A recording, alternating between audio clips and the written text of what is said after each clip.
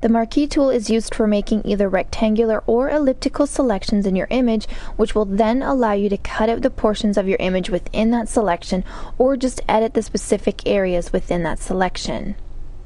So to make a selection border, you can just click and drag anywhere inside your image. To start in the center and drag outwards, just press the Alt key as you click and drag. If you want to create a square when you have the rectangular marquee selected, or a circle when you have the elliptical marquee selected, just hold down the Shift key as you click and drag. You can combine the two and hold the Shift key and the Alt key together as you click and drag to create either a circle or square selection while dragging from the center out. To deselect any selection, just go up to Select, Deselect, or hit Ctrl D on your keyboard, or you can simply just click outside of the selection. Now, holding your Shift key while you have a selection already active is going to cause the new selection to be added to the existing one. But if you hold the Alt key down, that's going to subtract from the selection. If you want to move a selection border as you're creating it, hold down the space bar before you release the mouse button and reposition. When you let go of the space bar, you can continue to draw your selection. To move a selection after you've created it, just select the New Selection option right up here in the Options bar, and now you can click and drag from anywhere inside the selection border and reposition it to a new place in your image. If you want to move or cut out what's in your selection border, you can hold down Control and notice that the cursor's changed to a pair of scissors. Now you can drag it into position, or you can actually drag it to an entirely new image.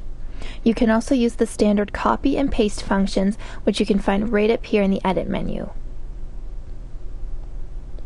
Some of the options for the Marquee tool. First, what you want to do is specify which Marquee tool you want to use to make your selection, and you can do that by going to the toolbox, clicking on Marquee, holding your mouse button down, and that's going to bring up the list of all the Marquee tools.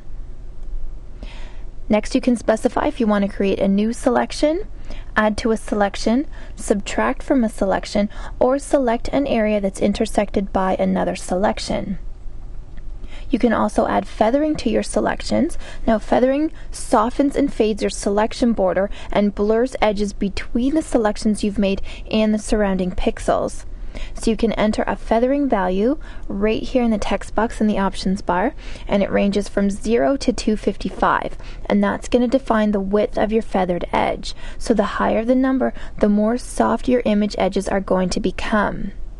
Now, if you already have a selection made, you can add feathering to it by going up to Select, Feather, enter the feathering value, and hit OK. You can also select anti-aliasing. Now, this allows you to smooth out the hard edges of your selection. Now, this is only an option for the elliptical marquee tool because rectangles already have hard edges. And this is very useful because it prevents your edges from looking too jagged.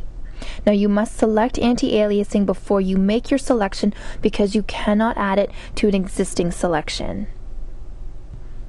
And our final option is Style. Now, this controls the shape and size of the selections made. So first you would choose Normal to visually set the size of the selection. Next is Fixed Aspect Ratio. Now, this will set a width and height ratio for your selection. So for example, if I enter a value of 1 in the width and let's say 3 in the height text boxes here, my selection will always be 3 times as high as they are wide. So the next option is Fixed Size. Now, Fixed Size lets you type in an exact width and height, and with one click in your image, you'll get a selection exactly that size. So by default, 64 pixels by 64 pixels is the size. Now watch, when I click in my image, there's my selection border of 64 pixels by 64 pixels. Now, the arrows between the width and height text boxes will allow you to swap the values so you don't have to retype them.